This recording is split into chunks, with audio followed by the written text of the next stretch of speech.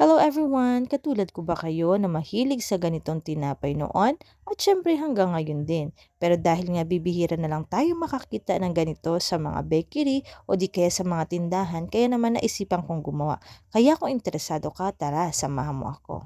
Para sa gagawin nating dough, kailangan natin ng 2½ cup ng all-purpose flour, 1 cup ng white sugar, 1/2 ng teaspoon ng salt, 2 teaspoon ng baking powder, 1/2 cup ng powdered milk, 1/2 cup ng butter or margarine, at half cup din ng water.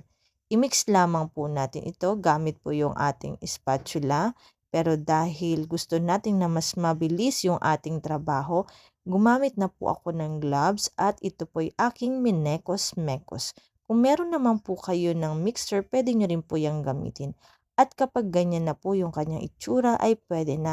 Ngayon naman ay ilagay po natin ito sa isang malinis na kawali at ito po ay ating ifa-flatten. So ayan po, gamit po yung aking kamay at pagkatapos ginamitan ko na rin po ito ng spatula para mas maging maayos. Tinakpan at saka ko po ito isinalang sa mahinang apoy ng 20 minutes. At syempre po bantayan niyo po itong mabuti para hindi po kayo matulad sa akin na nasunog. After 20 minutes, hintayin po natin na maluto din yung kabilang side at pagkatapos ay pwede na po yan. Hanguin na po natin at ganyan nga po sa inyo nakikita, tinanggal ko lang po yung 4 na sides para makagawa po ako ng square. At pagkatapos, in-slice ko na naman po ito para makagawa naman po ako ngayon ng parang bar. Kapag okay na po, ay ready na po natin yung ating pagdidipan. Gamit po ang 1/2 can ng ubi condense. Indip ko po dyan yung ginawa po natin na tinapay. And then, nilagyan ko po ito or ikinote ko po sa desiccated coconut.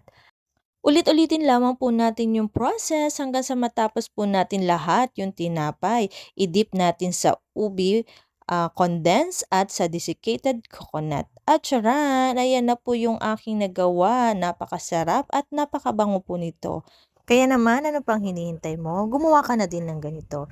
Pwedeng-pwede mo itong gawing pang negosyo. Tsak na mag-e-enjoy ka kasama ang buong pamilya mo. Kaya naman, marami pong salamat sa inyong panonood. Ingat po kayo palagi. Bye!